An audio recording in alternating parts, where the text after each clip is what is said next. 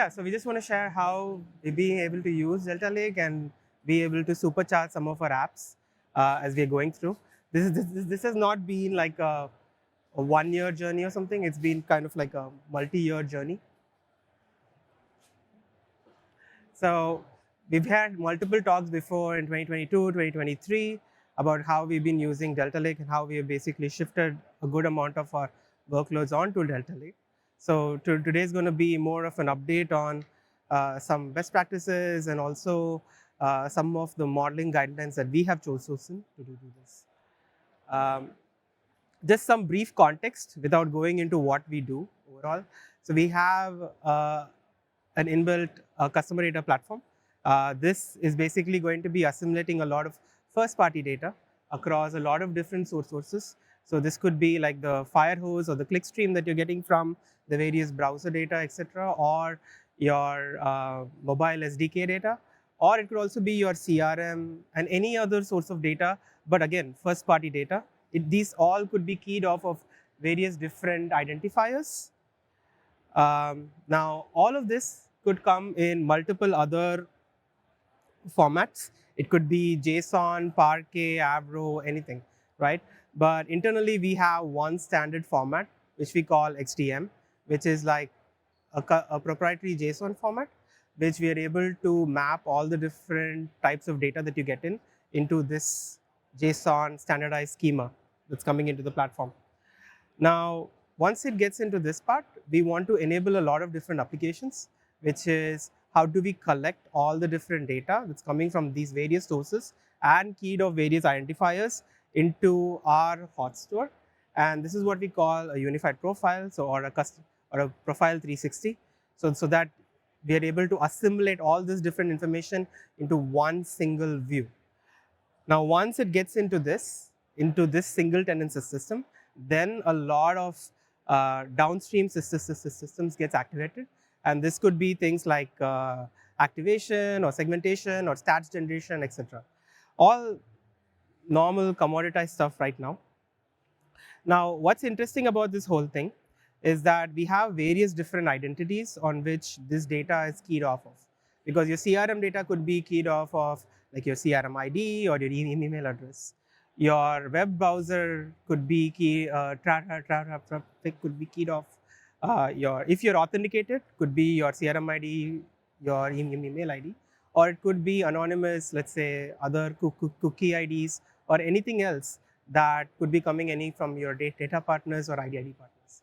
Now, the key part over here is how do we assimilate all these different data sources into one single view.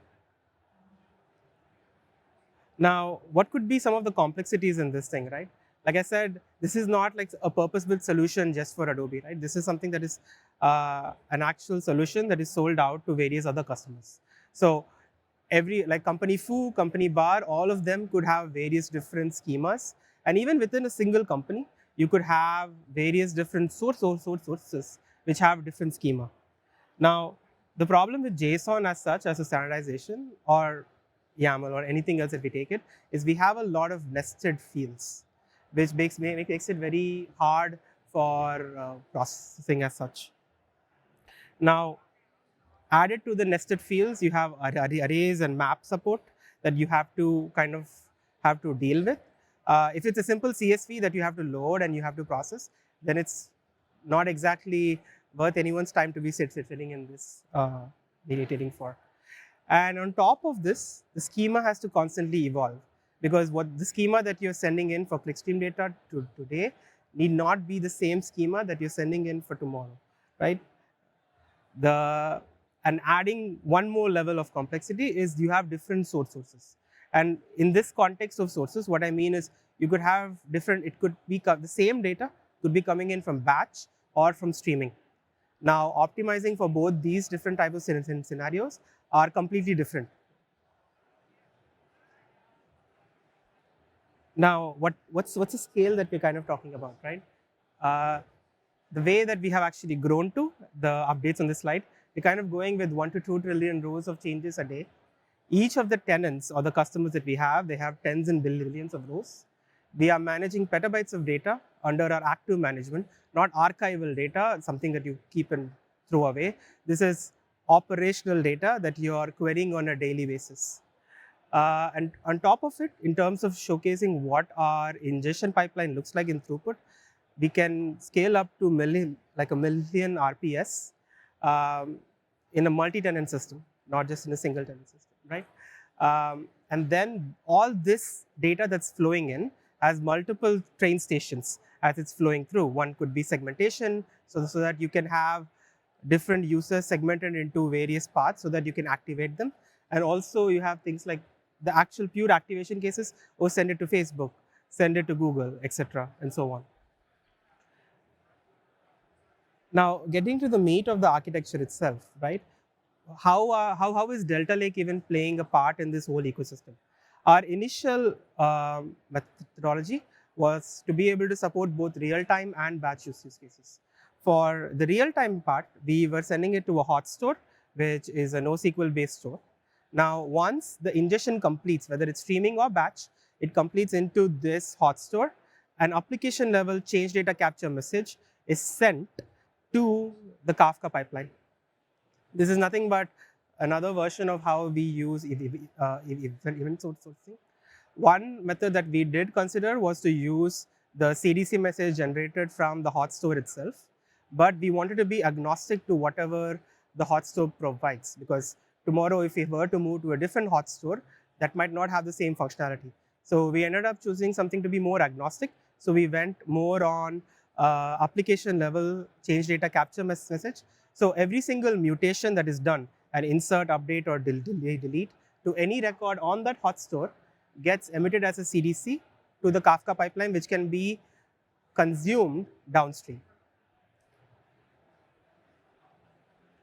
Now, the problem with the whole hot store approach, initially when we're doing it, is for the real-time use cases, it worked out real well. And I say real-time, it's like we're talking hundreds to 200 millisecond thing, like next page personalization, next session personalization, etc. Now, that works well with the hot store. But then what about the batch use cases? We have use cases where we run tens and thousands of segments, or even 10,000 segments per every single customer that we have. Now, that's something that we cannot just throw it into a simple SQL-based system and just run all those queries in a waterfall model.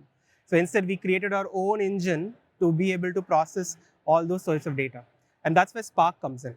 But again, we can't just throw Spark at a hot store and say we'll be able to scale properly with it. So what we ended up doing was, as we started using Delta Lake as the representation for our batch workloads, for specifically the Spark batch workloads.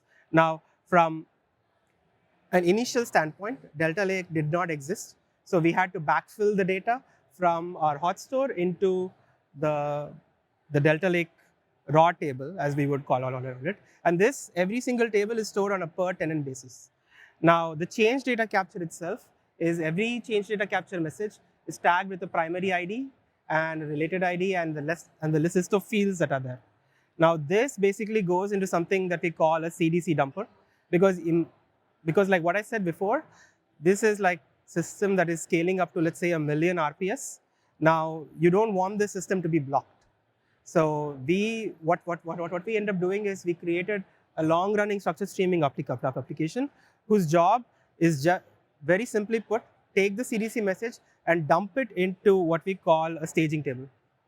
This staging table is basically multi-tenant in nature, and it collects all the different messages, and its only job is to take the messages from Kafka and throw it into Delta Lake. Now, we are again partitioning this giant staging table to be in terms of time-based partitions and also by 10. The advantage of this is supposed to be our buffer area, so that we don't have to be worried that, oh, the Kafka retention period is a problem, or we're having any such throughput requirements on the upstream systems per se. So we don't do any advanced processing or any high touch processing, at least in this thing.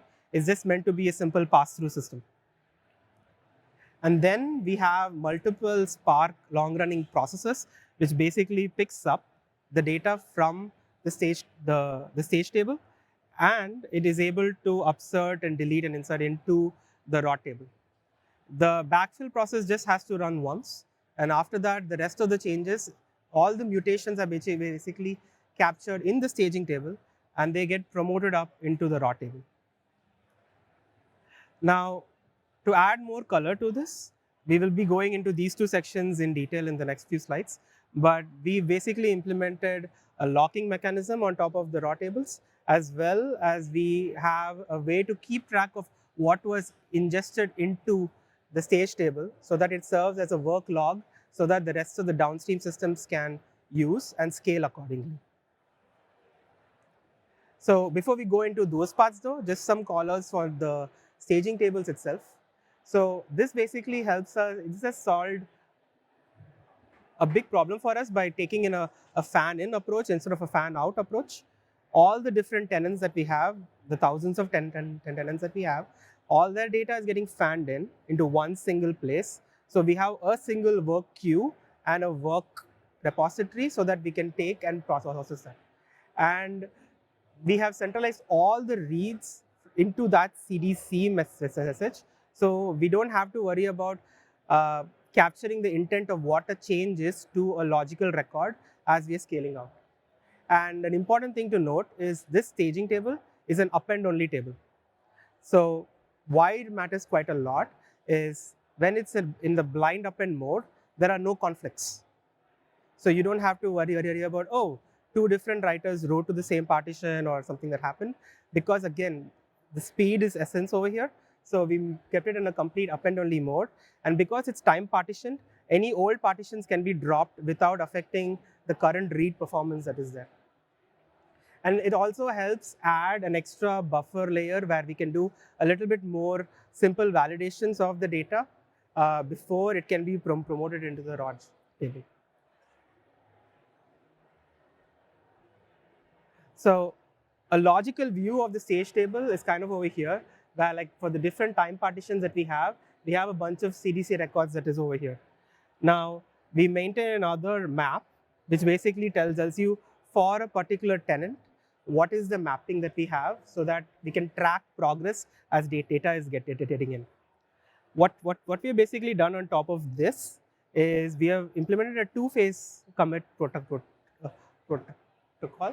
which basically makes sure that when any write is being written to the stage table, a corresponding entry is also put in the stage log. Now, why this helps is no one needs to query the stage table at scale to figure out what work is there. Of course, you can do that. You can do a select distinct on the stage table at scale, and then you can keep doing this, right? But this stage table is like hundreds of terabytes large. You don't want to keep querying it and keep running queries on top of that. So instead, what we did is we basically decoupled that part of the work log to figure out what works need to be done in the stage log part. And the item potency is also guaranteed in the right part for the stage table by using the additional transaction version in the transaction app ID, which is provided by Delta for any writes. So the simple algorithm is basically anytime we check if a batch comes in, we check if it's already committed to the stage log, because sometimes the structured streaming app can go down and then it comes back up. So we have to be careful we don't redo work over there. And then if it's already there, if it's there in the stage log, as in that is the commit message is written in the stage log, then we skip it off. If it's not, then we append the batch rows and then we commit to the stage log. The important thing to note is the stage log itself is stored in a NoSQL DB with a high consistency mode. So that way we don't have to worry about any inconsistencies on the stage log side itself. Now, another thing that we ended up doing is we ended up choosing a JSON string format. This is something which is a big anti-pattern to a lot of other things that is there, but it's also coincidental that there is also a variant data type that was unannounced in this summit. So that's kind of neat. So what we ended up doing is because we have so many different types of schema and data types and etc., we didn't want to adhere to a strict type system, at least for the raw table that we had. So we went, let's go full JSON, but JSON strings.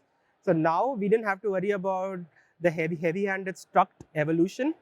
Anyone who has tried to do struct evolution, you will know what pain I'm talking about. But we ended up going in this route, which basically helped us because we didn't have to worry about the schema evolution per se. There was also another part here, like I mentioned, we have different sources coming in. Let's say a same record came in from a batch source and a streaming source. If we had to resolve a conflict between both, we had to write a UDF. Now, a UDF, without knowing what the schema of the record is, we would have to dynamically register tens and thousands of UDFs or write code dynamically in order to register them. Now it's just simple JSON processing, which made our lives very simple in terms of this thing. Now, in terms of predicate pushdown, that's another common question that we get. Oh, now that variant type is there, probably that question won't come up that much. But what we ended up doing is we figured out all the different query patterns that we had, and we extracted all the important top level elements that are being used for predicate pushdowns and pull them out as top level columns. So the delta statistics and the data skipping, etc., all that effectiveness still remains on top of that.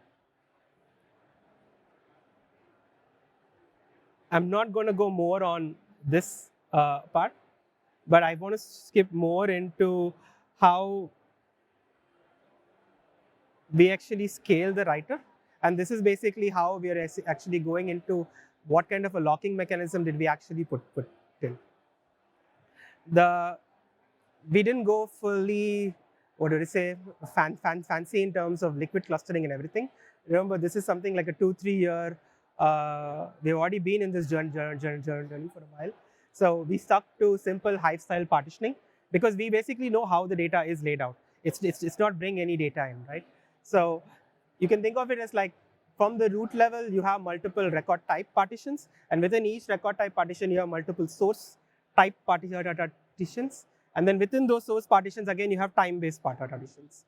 Now, given a structure like this, insert updates are usually on just one single partition. The deletes can happen across various partitions. So, quick primer on this is you can have multiple types of conflicts. The important thing is inserts, blind inserts or appends don't conflict with each other, but everything else can conflict with each other in one particular way. Why conflicts matter is you can have two writers doing, you basically spent a bunch of money. You don't know until the actual write happened that something conflicted, and one of them only will get picked up. So you're basically letting the money printer run just because in the name of a false concurrency that you think you have. So what we ended up doing was we introduced a locking system, which is outside Delta Lake, but because we know what partitions and etc. that are already there, we use Redis as our central JVM-free locking mechanism. So all the writers and readers basically coordinate with this Redis ecosystem, as in it's basically abstracted up through an SDK that we have. So the advantage of this is anytime anyone wants to do a write, it has to go through this. So, and what types of locks do we have, right? We basically have a star level read-write lock, and then a source ID lock. So the star level read-write lock, it's locked at the root level. So you can have multiple safe reads, but then only one global writer can actually write to it. So if you have two processes trying to do deletes, that's not going to happen. Or if there is one processor that's doing a vacuum operation, for example, then no other writes will be allowed because the vacuum could potentially overwrite some files. So, and then we have a source ID level lock, which is probably the bread and butter lock. So which locks data at a source level, and then it does not allow any other write actor to write to that. Now this basically helps us scale out the various processes. So you can have a horizontal, scaling out of various processes to write into the same table, but without having to worry about rollbacks, etc. So one last thing that I will basically call out is we basically kind of dog-fooded into Delta itself. The previous diagram that we had, we added one extra part over there, which is basically to say like, how do you basically audit or track what got written to the Delta tables? The Delta history table is very useful, but what we ended up doing is we basically extended that and said, oh, let's add a two-phase commit protocol. After every successful write, it will also write to a global multi-tenant history table. So this is something like, for some people, it will be like similar to the system tables that Delta already has, but we basically build this on our own so that we can append extra domain information to the various delta history of operations that happen. So every single Spark session that writes something or does a transaction to the delta table has the context of what was successfully written. So we obtain that, and then we basically augment that with some domain level information and append it to a global table. Now we can write a lot of other reports, etc., and auditing information without because we have close to 8,000 to 10,000 delta tables. You can't keep going to table by table and do a history. So now there is a central way for us to do this. So this is one nice trick that we basically has helped us scale out at least the management and auditing of these tables. So I'm going to stop with this, but yeah, hopefully this was useful. Yeah, thank you for your time.